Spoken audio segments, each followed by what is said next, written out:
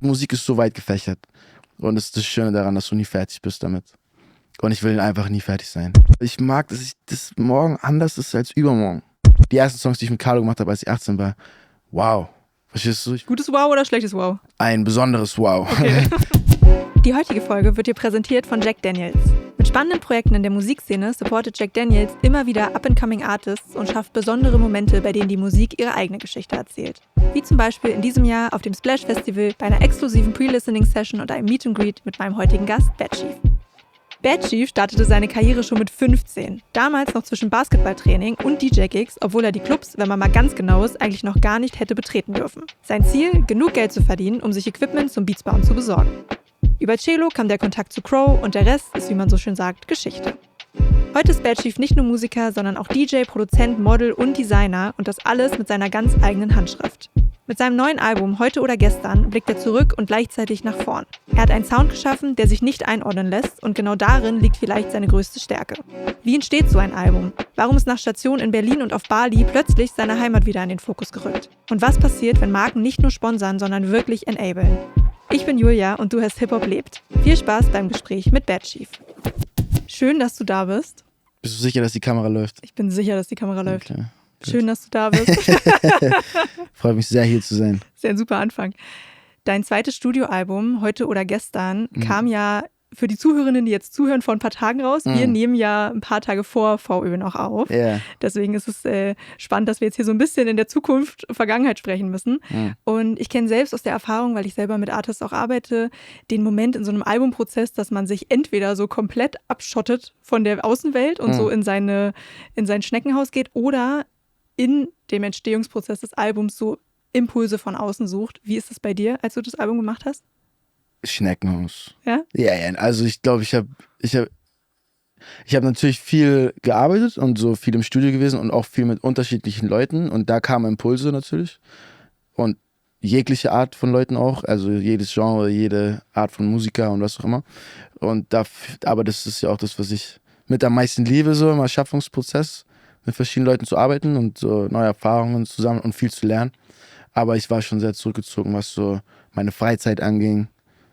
Oder generell, also ich weiß nicht, wann ich das letzte Mal im Club war oder auf einer Party oder generell im sozialen Leben stattgefunden habe. Aber ich habe es auch nicht so vermisst, weil ich halt beschäftigt war mit dem, was ich am meisten liebe.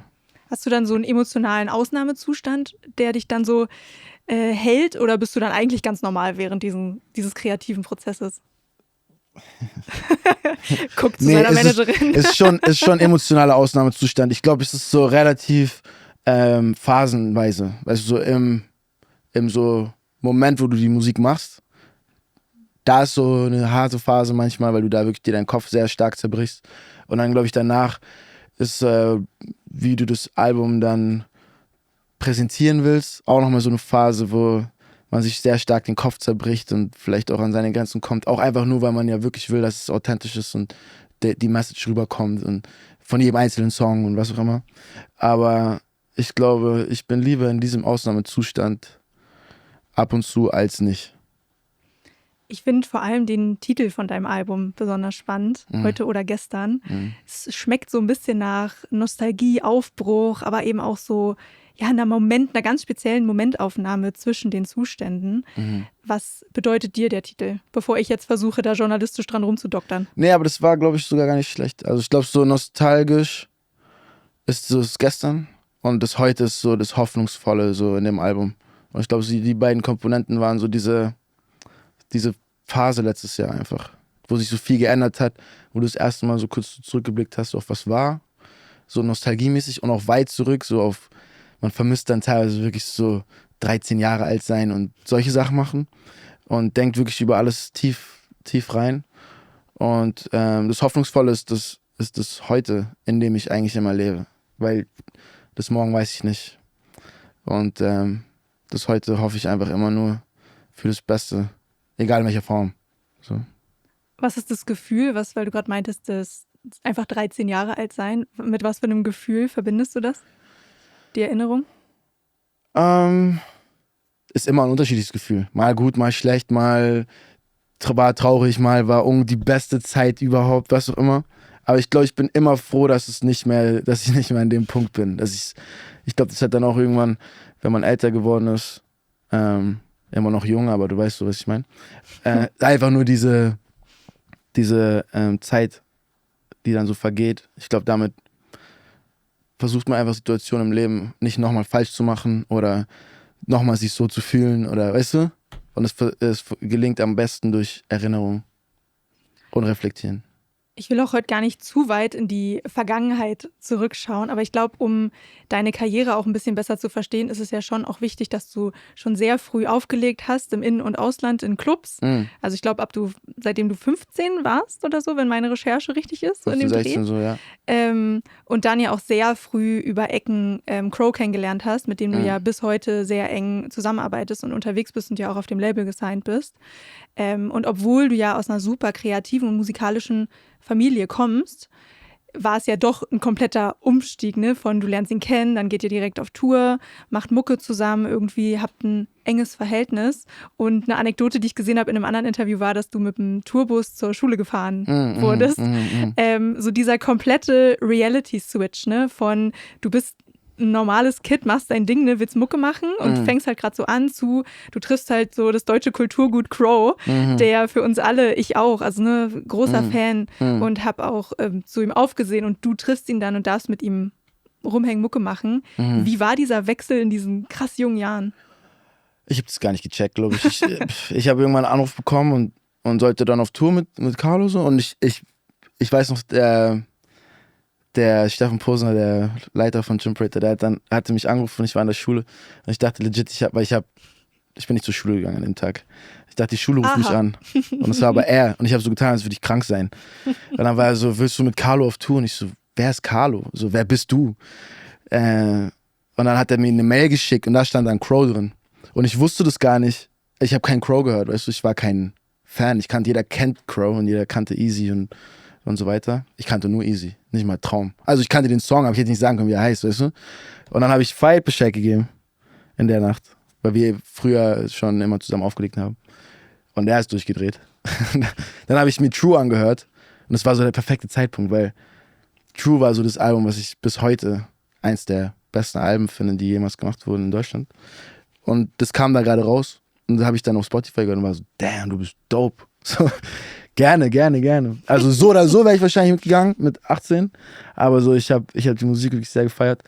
Und dann waren wir auf Tour, aber danach konnte man nichts mehr planen oder war nichts vorgeschrieben. Es war entweder wir haben einen Vibe und wir verstehen uns oder nicht. Und wir hatten einen. Also das war dann einfach nur noch in den Sternen, so, weißt du? Das kam dann einfach.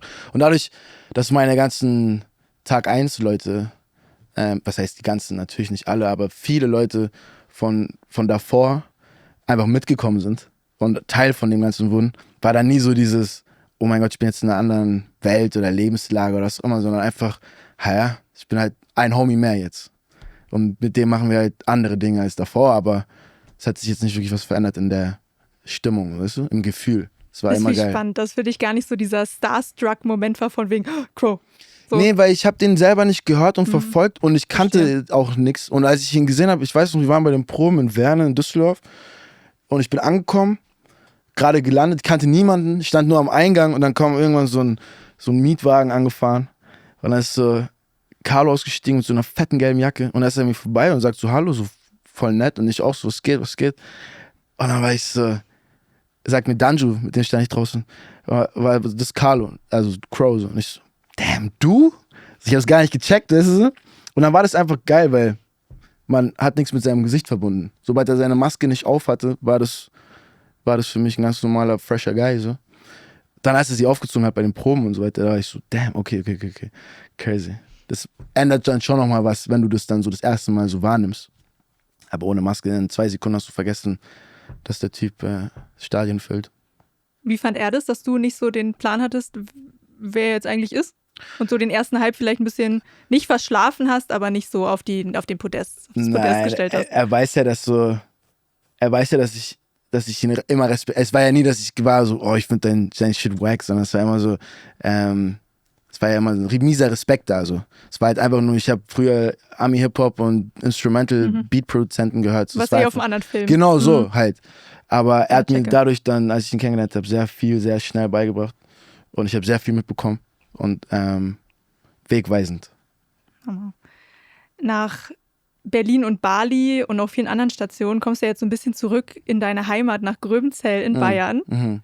Wie kam es denn dazu? Also gab es da einen besonderen Moment in diesem auch Rückbesinnungsprozess, dass du war so, okay, jetzt ist Raum wieder für Heimat? Der war immer da. Ich war immer zu Hause eigentlich. Ich bin irgendwann ausgezogen dann mit 17 in München ausgezogen und dann nach Berlin. Aber ich war immer, wenn ich konnte, bis heute in Bayern, in Gröbenzell, auf dem Land. Nicht mal in München. Ich war eigentlich immer nur auf irgendwelchen Feldern. Wie kann man sich Gröbenzell vorstellen? Felder. Und Tiere? Nee, geht. Ein paar Rehe sind da. Wie, keine Landwirtschaft, Kühe, Doch, Schweine? stimmt, doch. So Bauernhöfe. Aber jetzt, du Ne? triffst keine Kühe einmal random auf der Straße. Das dachte ich mir. Ist jetzt nicht voller Tieren. Aber nee, ist sehr ländlich. Trotzdem, glaube ich, relativ groß für ein Dorf. 20.000, 25.000 Einwohner. Alles da, was man braucht. Krass, ist ja gar nicht so klein. Nee, aber es ist so, Weil so wie du es beschreibst, wirkt so, du hast eine Dorfstraße und rechts und links sind Felder. Aber 25.000 Leute ist ja schon viel. wir wohnen so am Rand von diesem Ort. Ja, Und wenn du so über die Straße gehst, dann Aha. ist es so. okay. Also es ist so, du hast natürlich einen Rewe und Eine weißt du Apotheke. So, eine Apotheke, sogar eine S-Bahn. Aber es ist nicht mehr als 2 Hauptstraßen. Klingt ziemlich idyllisch. Wunderschön. Hat sich aber in deinem Umfeld, ne? Also ich stelle mir vor, du bist Mann von Welt, bist unterwegs, bist auf Tour, kennst viele Leute. Wirst du anders wahrgenommen zu Hause oder sind die so, ah ja, der Shivan ist wieder zu Hause, schön. Keine Chance. Keine Chance. Das ist alles immer. Natürlich, ich glaube, alle meine Geschwister sind Künstler. Und jeder hat seine Zeit, in der er an Projekten arbeitet und in dem man seine Zeit mehr respektiert im Sinne von, okay, vielleicht weiß ich rufe ihn heute nicht an oder so. Aber so nie hatte man das Gefühl, dass man anders behandelt wird von irgendwem aus der Familie. Nee. Was ist denn die eine Sache, die du immer machst, wenn du nach Hause kommst? So ein Fun-Fact. Ich habe Marjan die gleiche Frage gestellt Was bei hat er unserem gesagt? Interview und Marjan hat gesagt, zu seinem Lieblingsdöner gehen. Nee, das mach ich tatsächlich nicht. Was mache ich? Ich glaube, ich So zu Oma fahren oder, mache ich auch zu selten. Ja, mache ich wirklich auch zu selten. ja, das geht glaube ich allen so. Ja, leider. Denke ich jedes Mal danach dran. Aber ich glaube, Einfach nach Hause. ich freue mich einfach, dass meine Eltern da stationiert sind und ich weiß, dass die da sind und ich weiß, dass ich sie sehe, wenn ich da bin. Mal zurück zur Musik. Was ich total schön finde, ist, dass du trotz der ganzen Veränderungen aber auch immer noch mit deinem Schulhomie Hobbs zusammenarbeitest und ja auch schon mit wirklich so vielen Artists kollaboriert hast, Features gemacht hast und einfach im Studio warst und so. Und trotzdem diese Konstante da ist, du bist dieser Glue zwischen all diesen Leuten. Also du bringst auch Leute zusammen. Inwiefern verändert sich in so einem Prozess, wenn du nicht alleine im Studio bist und für dich deine Mucke machst, sondern eben mit anderen gemeinsam bist, sei es jetzt Producing, Songwriting, was auch immer dann die Zusammenarbeit ist. Gibt es da einen signifikanten Unterschied für dich? Ja, ich glaube, dass wenn ich alleine bin, dann ist es alles sehr viel verkopfter, was aber nichts Negatives ist, sondern ich mag das auch. Aber ich glaube, manchmal kommt diese Leichtigkeit, weil die zum Beispiel der Prozess von selber den Beat zu bauen oder das Knowledge, was diese Produzenten mitbringen, so wie ein Jumper oder Sira, die so, weißt du, Top-Leute sind, das ist gar nicht, oder beziehungsweise will ich nicht sagen, aber das wäre für mich schwer möglich gewesen mit der Zeit, die ich brauche für Schreiben lernen und meine Performance zu machen. Das heißt, ich bin da schon sehr dankbar für, dass ich da so professionelle Leute habe, von denen man dann auf schnell was lernt, weißt du, die es einfach aussehen lassen und denen du sagen kannst, und es ist so, nee, lass es so, und dann kommt die Mitte davon, weißt du, und dann ist es besser als davor. Und ich glaube, ich war immer auf der Suche nach dem Besten und nicht nach dem, was ich kann. So, das absolute Limit an, was kriegen wir hier gerade am geilsten hin. So. Und kann man tatsächlich, kann ich das sehr gut mit anderen Leuten auch aus denen rausholen oder die aus mir.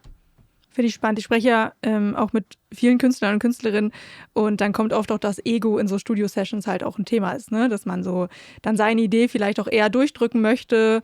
Und wenn du sagst, du liebst dieses Kollaborative, dass man gemeinsam was schafft, ist ja auch total schön und vielleicht auch spricht für deine Generation. Ich meine, ich rede ja jetzt auch nicht von jedem. Also ich rede von Leuten, denen ich dann auch vertraue musikalisch. Und egal, ob die erfolgreich oder nicht erfolgreich sind, gibt es immer auch Leute, wo man sich dann nicht wohlfühlt. Aber bei besagten Leuten so, wie Hobbs auch, der kennt mich seit klein, wenn ich ein falsches Wort sage, dann sagt er, Bro, das stimmt einfach nicht. So, ich lüge mich nicht an. Kam zwar noch nie vor, aber er würde es sagen.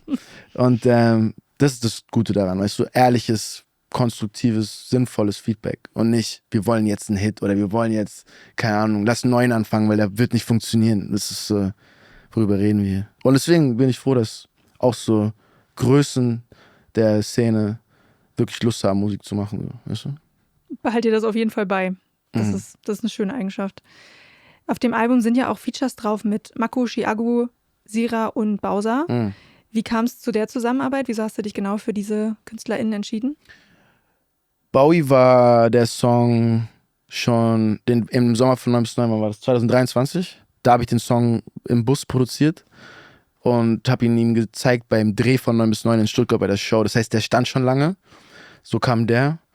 Sira ist einfach, weil wir einfach viel zusammengearbeitet haben. Er selber Main Artist ist und das immer dope ist, wenn er da Bock drauf hat. Und Marco feiere ich einfach extrem.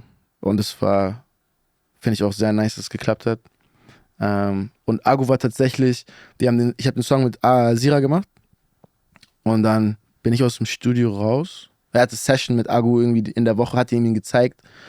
Dann hat er Bock, dann haben die mir den geschickt und dann habe ich so gemerkt, okay geil, er macht diesen Song zu dem, was sein soll, durch seinen Verse.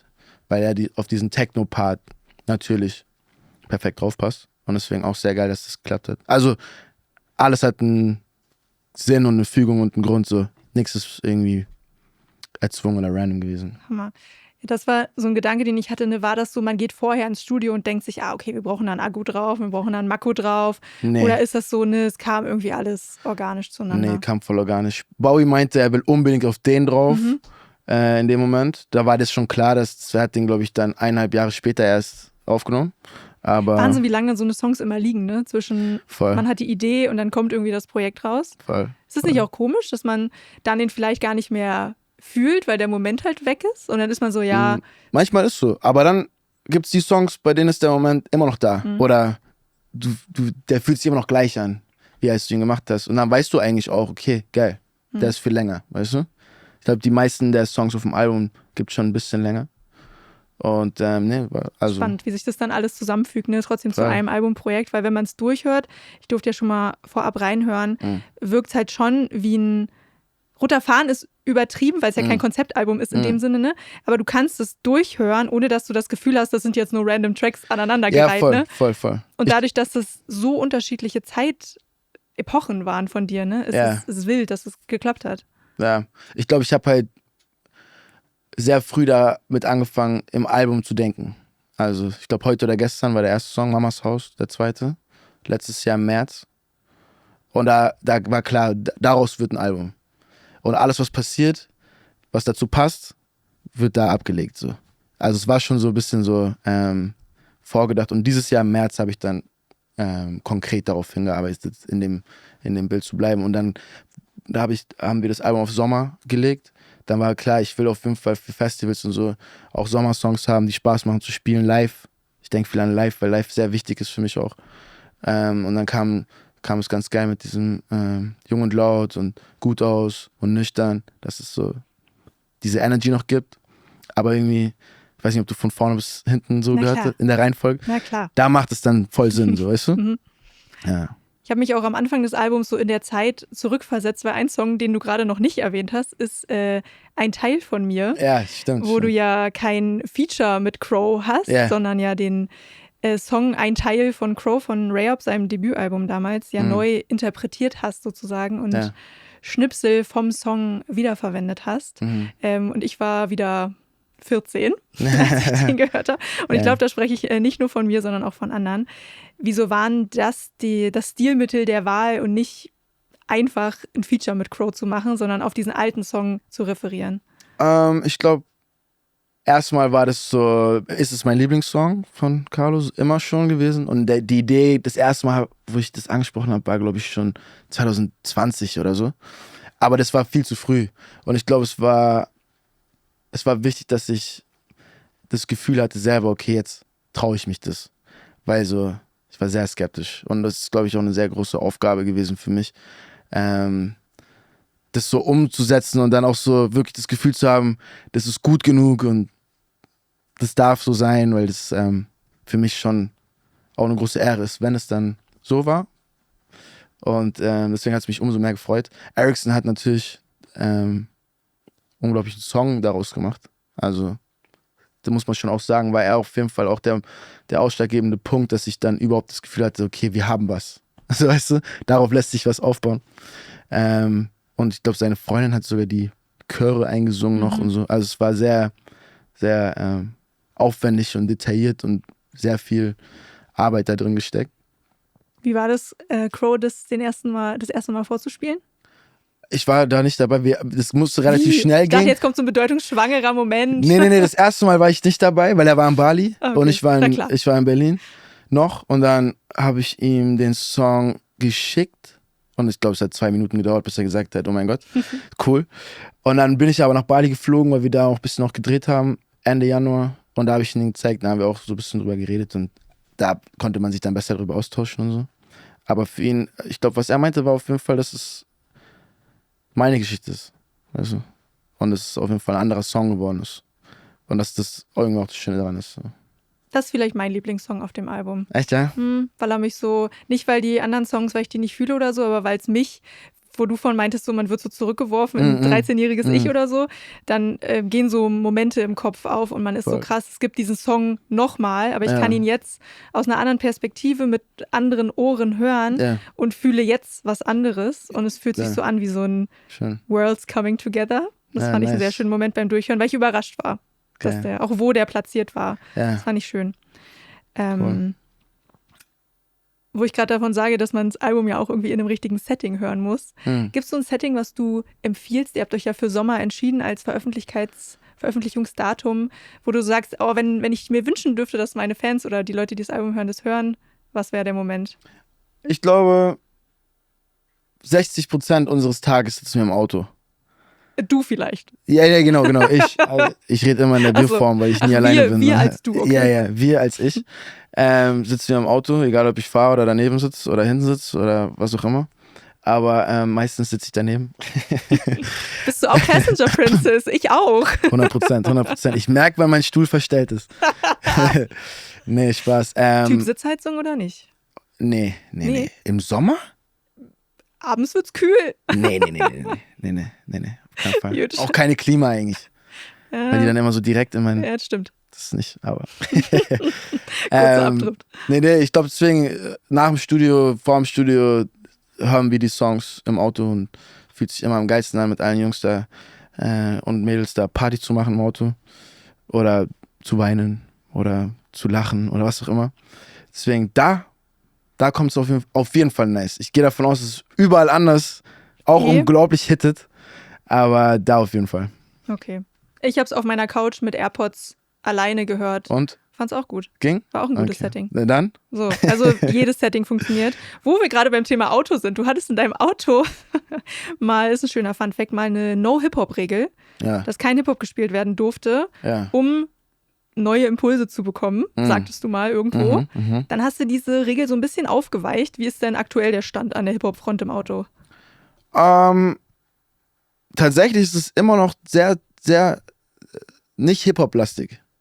Selten. Aber wenn dann auf jeden Fall öfter als in der Zeit, wo ich das gesagt habe.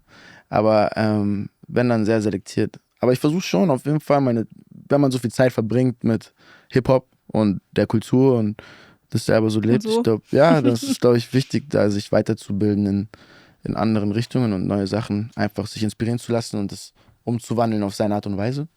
Was läuft dann für ein Hip-Hop in deinem Auto, wenn du Beifahrer bist? Boah, kann alles sein. Alles. Kann von Deutschrap, Songs, die ich feiere, bis zu Ami-Songs, die ich feiere, bis zu Französisch. Sprichst du Französisch? Ich verstehe es sehr gut, Ach aber ja? ich spreche es nicht so fließend, wie Okay. man Und sollte. wieso verstehst du das dann so gut? Weil mein Vater mit uns früher Französisch geredet hat, Verstehe. aber ich habe Deutsch geantwortet. Das war so, er lernt Deutsch, ich Französisch. Okay, das ist funny.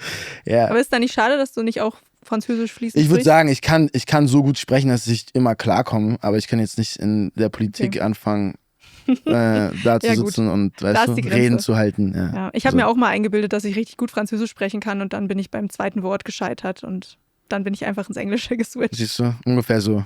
Ungefähr so.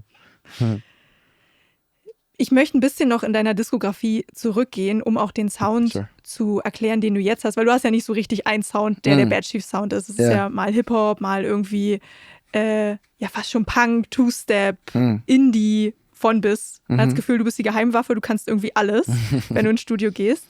Gibt es denn für dich noch so Regeln für Genregrenzen, dass du sagst, du bist jetzt Hip-Hop und du musst jetzt da in einer gewissen Rolle dich bewegen oder sagst du, ey, das ist mittlerweile scheißegal, ich mache einfach, was ich will? Ja, das war immer scheißegal. Also, ich glaube, das hat mich nie interessiert.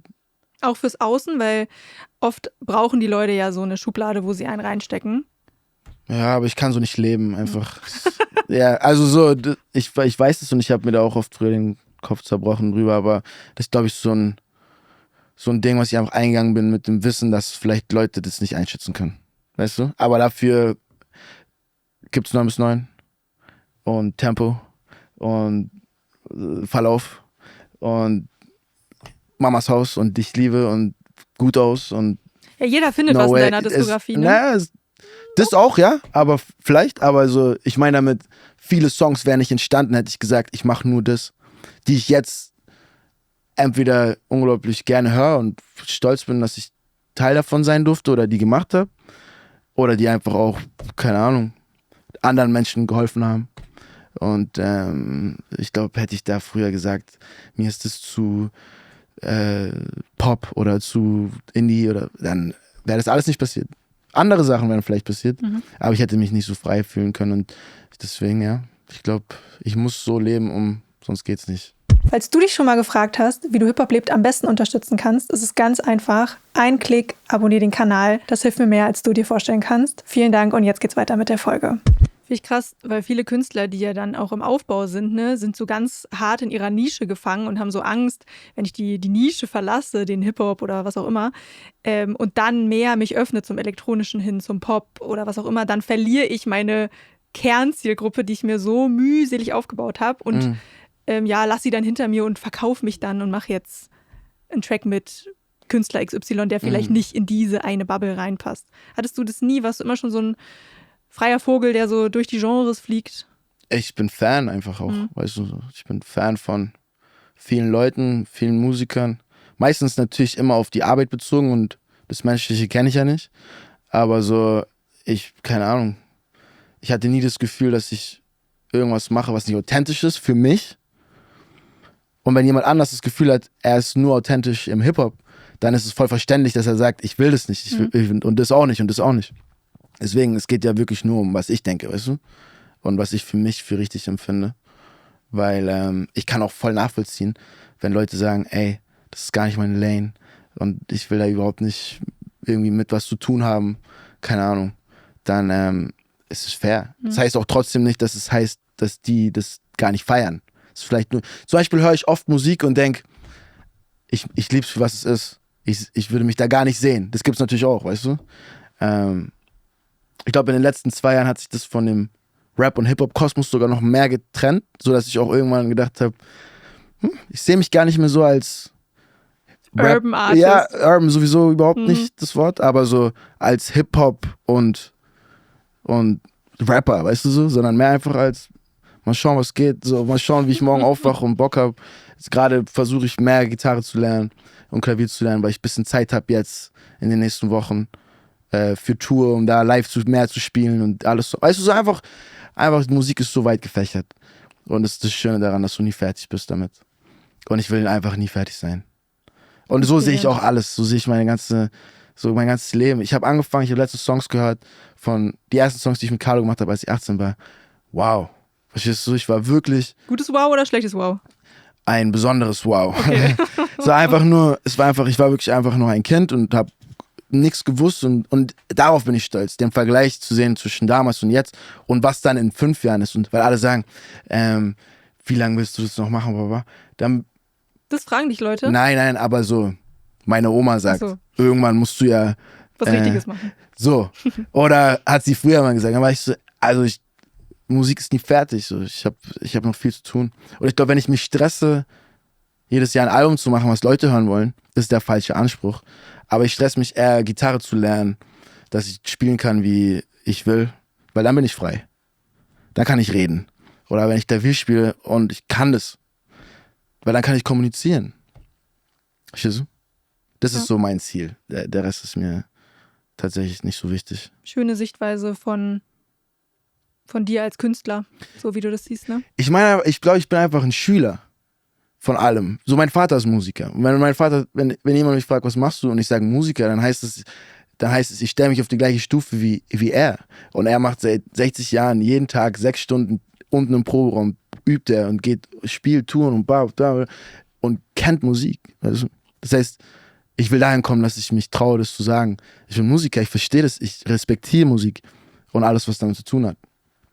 Und natürlich, der finanzielle Aspekt oder was auch immer, ist wichtig dafür, dass du deinen Fokus und dein Mind darauf fokussieren kannst und Zeit hast dafür. Und dafür bin ich sehr dankbar, weil das auch viel möglich macht, natürlich in der Umsetzung und mit Core und mit Dings und worauf man halt Bock hat. Aber so, ich glaube, ich habe noch nie was anderes gemacht und wenn ich was anderes mache, dann passiert es von alleine so, weil ich das so Bock drauf habe, aber so halt. Tauschst du dich mit deinem Papa auch über Musik aus? Und dein Bruder macht ja Musik auch. Ja, Gibt es da einen Austausch unter euch? Eine WhatsApp-Gruppe, wo ihr Songs hin und her schickt? Nee, gar nicht so extrem. Ich glaube, früher mehr, weil wir dann auch noch dort waren. Und dann hat er immer gemeint, hier den Bass leiser, lauter, Dings, so halt. Ach so technisch direkt, ja?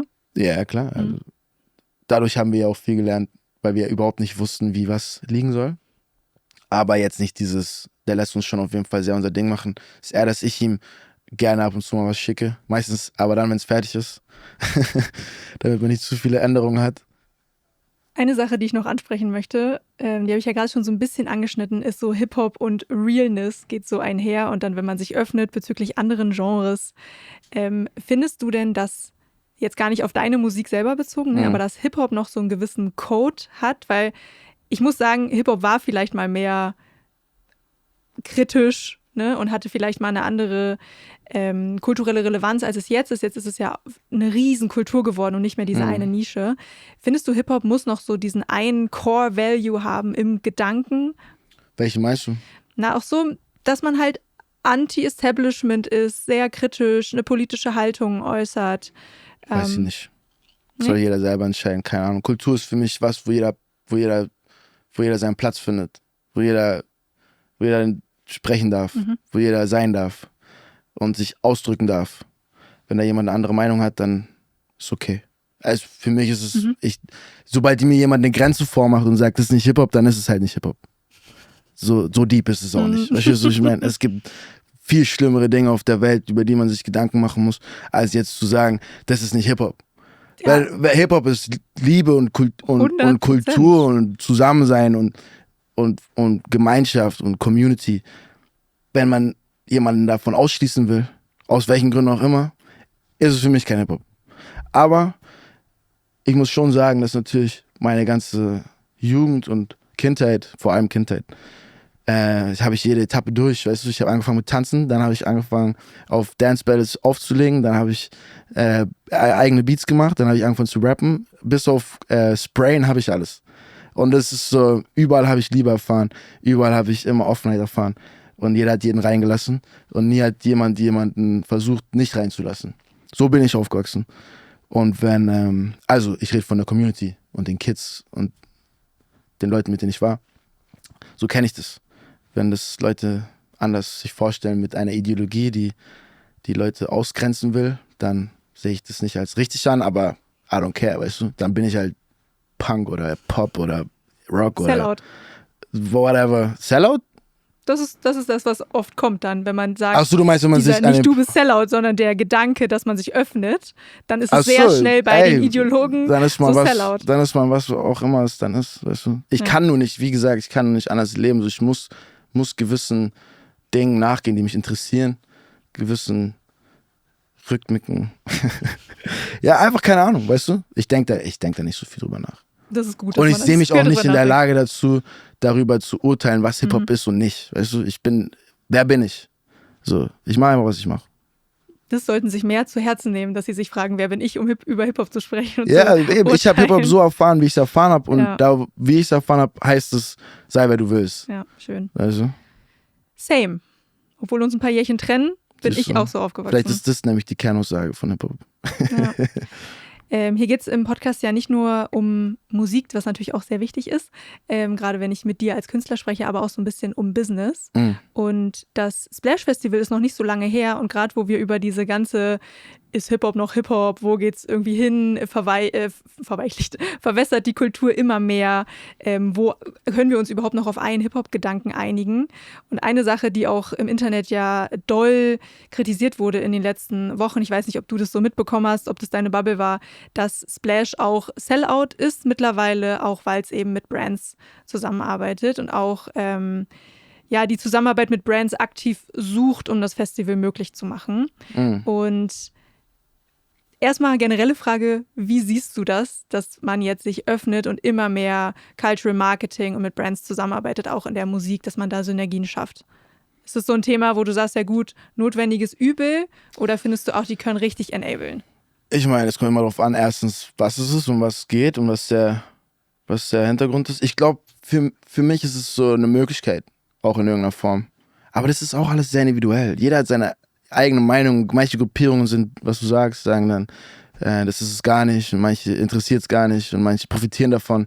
Deswegen, ich habe meinen Kopf, und in meinem Kopf war ich 14 und bin in München über Stachus gelaufen und da hing ein fettes A$AP Rocky Plakat von Mercedes und ich dachte, damn, Bro, der ist schwarz und der ist da. Und der ist für Mercedes da. So, what the fuck? Das hat mir irgendwie in dem Moment das Gefühl gegeben von, ich kann es auch. Und das heißt, wenn ich solche Möglichkeiten habe, jetzt so mit riesigen Brands zu arbeiten oder nach Paris zu gehen und Fashion-Shows zu sehen und diese ganzen, das ist einfach für mich das, was ich schon immer irgendwie auch interessant fand, weißt du? Das heißt, deswegen mache ich das. Und weil ich das Gefühl habe, dass Leute, die ein bisschen mehr aussehen wie wir oder egal wie oder anders aussehen und sich anders fühlen, oft das Gefühl haben, dass sie da keinen Platz finden. Aber dadurch, dass sie vielleicht mich sehen, ist es vielleicht so, wie ich damals das gefühlt habe, weißt du? Und für die ist es da. Für alles andere habe ich keinen Kopf. Außer, vorausgesetzt natürlich, dass das ganze Thema und die ganze Partnerschaft auf was Authentischem, auf was Sinnvollem, auf was Gutem basiert natürlich, weißt du? Und klar, im Nachhinein, man hat viel gemacht und viel ausprobiert und manchmal war es dann doch nicht so, wie man sich es vorgestellt hat, aber das ist das Leben und manche Dinge waren voll nice und voll die schönen Erfahrungen und zum Beispiel auch beim Splash war einfach dadurch viel Möglichkeit da für eine Show, die einfach ich schon immer spielen wollte und die Musik nochmal mehr gezeigt hat und präsentiert hat, wie sie eigentlich präsentiert werden soll. Und deswegen, das ist mein Standpunkt dazu. Aber hey, ich verstehe, genauso wie du vorhin meintest, weil Leute sich da nicht sehen und es nicht passt und es nicht authentisch ist, dann macht es natürlich keinen Sinn so. Hier steht ja auch eine Jack Daniels Flasche auf dem Tisch und die haben ja auch, weil ich das Splash eben als Aufhänger genommen habe, ja auch mit dem Splash zusammengearbeitet und hatten da eine kleine Area, wo ich auch rumgehangen habe und ihr hattet in der Vergangenheit ja auch eine Zusammenarbeit. Wie wichtig ist dir, wenn du so eine Zusammenarbeit mit Brands, du hast ja gerade gesagt, ne, wenn so die gesamte Markenausrichtung und die Geschichte und für was sie stehen, wenn es passt, wie wichtig ist dir das dann wirklich gemeinsam auf Augenhöhe etwas zu schaffen und ein Projekt wirklich umzusetzen, als einfach nur die Brand klatscht da irgendwie ihr Label drauf und hier, wir haben etwas enabled. Ja, so funktioniert es meistens nie. Weil das ist dann natürlich eine Vorstellung von einer Brand, die überhaupt nichts mit Kunst oder Musik oder Dings manchmal zu tun hat, manchmal schon. Und dann ist es aber interessant, den Punkt zu finden, wo man sich trifft und wie man zusammen. Mein Bruder zum Beispiel, der ist sehr, sehr, sehr stark da drin, sich Dinge auszudenken und sinnvoll zu machen. Weißt du, Möglichkeiten zu nehmen und die zu drehen in irgendwas, wo du niemals drüber nachgedacht hättest, aber der Nährwert oder der Outcome was ganz Besonderes sein kann. Und es ist zum Glück mein Zwillingsbruder, deswegen kann ich ihn immer anrufen. Und ich bin immer begeistert von, wie weit er denken kann, wie weit er Dinge spindeln kann, wie weit sowas alles geht. Weil ich da überhaupt nicht in meinem Kopf so denke. Ich bin sehr in der Musik, sehr in dem Kreativen, sehr rausgezogen von allem, was mit Business zu tun hat, weil ich glaube, dass es mich nur stört. Und es ist schön zu sehen, dass es dann bei den Fällen, ich kann ja nur von meinen Erfahrungen reden, ich weiß nicht, wie es bei anderen ist, aber in den Fällen, wo ich da mit Brands zusammengearbeitet habe, eigentlich immer so war, dass es auf jeden Fall eine Zusammenarbeit war, weißt du? Und dann, wenn nicht, hat es sich auch immer entweder nicht mehr ergeben oder direkt nicht gepasst oder weißt du so? Also das ist dann auch klar. Also, das ist ja auch Zusammenarbeit, ne? Manchmal passt es auch einfach nicht, ist ja gar nicht voll, ich meine, man sieht ja nur nach außen sieht man ja Dinge, ja. die klappen. So die 20 Dinger, die da liegen, wo du sagst, nein, die sieht ja keiner so. Das ist ja schon alles sehr selektiert und geschaut, dass es Sinn ergibt. Aber ich glaube, da sprechen wir auch eine Sprache, weil auch mit dem Podcast hier gibt es natürlich auch Gespräche mit Brands und so. Und auch warum ich mich jetzt für Jack Daniels entschieden habe, ist ja, weil die einfach in dem Musikkosmos schon stattfinden und Sachen möglich und erlebbar machen und jetzt nicht erst seit gestern anfangen, irgendwie in der Hip-Hop-Kultur was zu machen, ne? Wo ich gesagt habe, okay, das passt, ihr hattet in der Vergangenheit eine Zusammenarbeit und es ist einfach ein schöner Fit für alle Seiten und so kann man eben was möglich machen, ne? Cool. Und wie stehst du dazu generell, dass Brands eben Sachen möglich machen mit MusikerInnen? Also findest du, das steht immer so komplett in diesem Widerspruch von Musik muss frei sein, Musik darf nicht irgendwie irgendwie ein Label aufbekommen? Bist du da sehr streng? Kommt drauf an, oder? Kommt drauf an, was der Purpose ist. Ich habe viele Songs, da sehe ich überhaupt nicht irgendeine Zusammenarbeit mit irgendwem. Sei es Brands oder andere Künstler oder egal was, das ist einfach was, das kann nur so sein, wie es ist. Und dann gibt es andere Sachen, da ist wieder mehr Fläche da. Das hast du schön gesagt, da ist mehr Fläche da. Ja, weil ich meine, ich habe noch nie in einem Song irgendwas gesagt für eine Brand, sondern wenn ich in einem Song irgendwas sage, und dann kommt mein Bruder und der, das passt dazu, wir können daraus das und das machen und das größer umsetzen oder was auch immer, dann ist es ein nicer Fit, weißt du so? Aber ich habe das immer erst im Nachhinein. So dieses Gefühl von, die Idee habe ich daraus und nicht, ich will jetzt, keine Ahnung, und dann sage ich 3-mal Jack Daniels und dann haben wir einen Song, weißt du so? Sowas gibt's nicht. Und dahingehend ist es natürlich immer noch authentisch. Also andere Künstler, aber das ist wie gesagt wieder individuell. Andere Künstler und das würde ich wahrscheinlich auch dann so sehen bei denen, wenn deren CI und ihr ganze Topic da nicht passen würde, dann wäre es auch nicht passend so. Es gibt viele Künstler, die unglaubliche Sachen machen, unglaubliche Songs schreiben, unglaubliche Messages mittragen, die nichts mit Brands zu tun haben. Bewusst nicht oder unterbewusst nicht. Genauso gibt es solche Leute, die da was mit Brands zu tun haben, weißt du? Und für mich ist es oft einfach auch schön zu sehen, dass jeder sein Ding macht. Das ist einfach das Geilste. Weil dadurch ist es auch nicht alles gleich. Jede Idee ist anders. Du machst ja so viele unterschiedliche Sachen. Hast du sowas wie einen Alltag? Nee, leider nicht. Ja, leider nicht. Wünschst du dir gern so einen ja. Sparkassenmitarbeiter-Alltag? Ach so, sowas. Nein. Was meinst du mit Alltag? Ja, so immer gleichen Ablauf. Nee, habe ich so nicht. So stehst du immer gleich, mehr oder weniger gleich auf und dann gehst du ins Studio und dann... Ja, also, doch. Manchmal phasenweise wünscht man sich das, aber ich glaube, ich habe das eher gesundheitsbedingt. Also ich hätte gerne jeden Tag eine Stunde Zeit für Gym, für Frühstücken, für alles, was man halt so macht, um gesund zu sein. Alles andere brauche ich nicht. Aber das wäre so schön. Manchmal.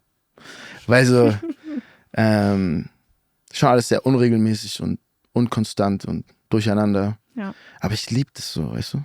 Ich kann nicht ohne. Ich glaube, das eine kommt auch mit dem anderen dann und dann muss man sich halt so ein bisschen Zeit freischaufeln für. Ja, ich mag, dass das morgen anders ist als übermorgen. Und ich liebe, dass es stressig ist und dass mich Leute, weißt du, ich liebe das so. Und während ich es hasse. Aber so, ich glaube, das hat immer gewonnen. Die Spontanität hat immer gewonnen. Eine letzte Frage, die mich noch interessiert, weil ich möchte auch immer ein bisschen was an die nächste Generation weitergeben hier in so einem Gespräch, dass auch Leute mit was rausgehen. Und ich finde, du bist ein gutes Beispiel dafür, wie man Künstler sein kann und auch bleiben kann und nicht zu einem Content-Creator irgendwie wird und nur Instagram, TikTok-kige Sachen die ganze Zeit macht. Was ist für dich da so der Mittelweg von, okay, ich finde da statt und ich mache auch Content, ne, und ich lasse Social Media jetzt nicht komplett links liegen, aber ich bin, was du auch vorhin gesagt hast, vorrangig Künstler und Musiker und ich denke in Musik und nicht in Vermarktung, ne, wie kann ich das jetzt an die Leute bringen? Also wie schafft man diesen Spagat trotzdem relevant zu sein und sich eine Karriere aufzubauen? Ich glaube, es kommt immer darauf an, was dein Anspruch ist. Ich glaube, manche Leute haben vielleicht nicht den Anspruch, dass sie, während sie ihre Musik machen und ihre Kunst machen, auch gleichzeitig aktiv versuchen, das noch zu vermarkten. Verstehst du? Und das ist totally fine. Also es ist einfach nur eine Entscheidung. Und dann gibt es die Leute wie mich, die so einen Mittelweg haben, im Sinne von, ich mache sehr viel nicht und versuche auch, also einfach nur, weil ich kann das nicht. So, und es fühlt sich auch oft sehr unauthentisch an. Ich sag nie nein, ich mache immer dann nicht mit einem meiner engsten Homies, keine Ahnung, wir machen drei Videos oder was. Und dann sage ich danach, es fühlt sich nicht richtig an, weißt du? Lass nicht machen. So, aber lass es uns ausprobieren, weil ich will auch nicht haten. So, ich will auch nicht der sein, der, nee, ist alles wack. Deswegen, let's try, aber wenn es sich nicht gut anfühlt, dann lassen wir es so. Und ich glaube, so danach zu entscheiden, ist, glaube ich, das Wichtigste. Einfach selber zu wissen, was dein Anspruch ist. Du kannst nicht erwarten, dass du von heute auf morgen irgendwas erreichst im Leben. Das kann passieren, aber du kannst es nicht erwarten. Das heißt, und so war es bei mir auch nie. So, ich mache Musik, seitdem ich 13 bin. Auch wenn das die Außenwelt erst mitbekommt seit ein paar Jahren, weißt du so, es ist ja ein ganz anderes Herkommen. Und deswegen, glaube ich, war mein Ding immer, ich will, dass meine Musik gehört werden wird, einfach nur, weil ich dahinter stehe, was ich sage, und ich finde so, die Leute, die Bock drauf haben, die Leute, die es fühlen, denen kann es wirklich was geben, so. Aber wenn du es nicht hören willst, dann ist voll okay, dass du es nicht hören willst. Verstehst du so? Ich werde nicht im Radio sitzen und sagen, du musst, sondern, wenn du Bock hast. Ich vertraue darauf, dass die Menschen das entweder wollen oder nicht und ehrlich zu sich selber sind. Und dann ist cool für mich. Du wirkst doch mir auch nicht wie ein Mensch, der so viel Druck hat. Ich habe extrem viel Druck, ja. Ja? Ja.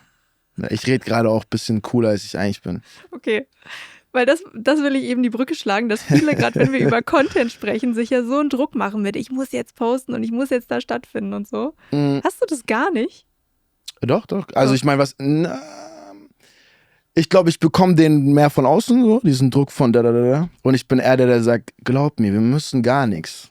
Wir müssen nicht mal aufstehen. Wir können einfach chillen und Mucke machen. Kannst du mir das, oder schneide ich mir raus, das ist dann mein Wecker jeden Morgen. Du kannst einfach liegen bleiben. Einfach liegen.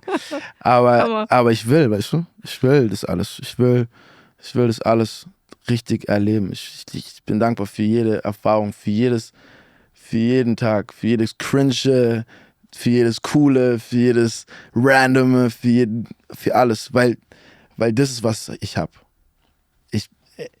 Das Geld, was du da verdienst, hast du wieder ausgegeben, aber die Erinnerung nicht. Das heißt, werf mich da rein, ich will es sehen. Weißt du, lass es mich sehen einfach. Ich bin dabei. Ob ich danach sage cool oder nicht, sage ich dir danach. Aber ich werde nicht davor sagen wack. Weil würden Leute über mich, also Leute, natürlich viele Leute haben Vorurteile, aber deswegen, weil jeder Mensch ein Vorurteil hat in meinem ganzen Leben, wenn ich angeschaut habe, in meiner Kindheit, in meiner Jugend, über mich und ich in den Augen gesehen habe, fuck, ihr denkt, als Polizist, als Lehrer, als was auch immer, ihr wisst, wer ich bin. Aber so will ich nicht leben, weißt du? Ich will einfach erstmal gucken, was geht. Mit allem. Hab Bock. Schöne abschließende Worte. Danke, dass du da warst. Danke, dass ich da sein durfte. Vielen Dank, dass du dir die Zeit genommen hast. Cheers. Cheers auf uns.